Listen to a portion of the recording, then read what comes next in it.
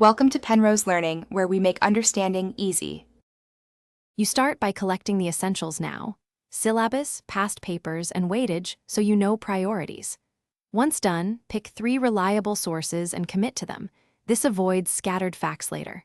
Make sure to build a single master file that combines chronological current affairs with static facts. Label entries by date and topic. You will sort by importance, not by volume, and prioritize high-weightage areas. This first step gets you into a steady routine and prevents time wasted on irrelevant material. You now turn raw material into usable notes, split into static GA, daily current affairs, and quick facts. Once done, summarize each item into a one-line headline plus 2 supporting points so retrieval is instant during revision.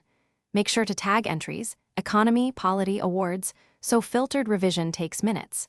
Export a weekly PDF or 2-page cheat sheet for quick drills.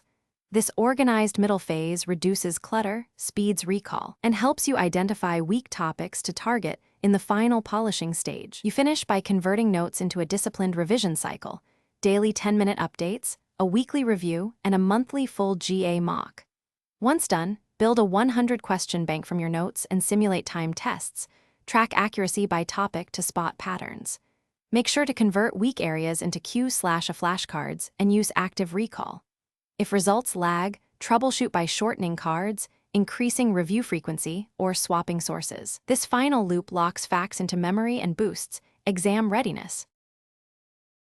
Thanks for watching. If this was helpful, leave a like and consider subscribing. See you next time.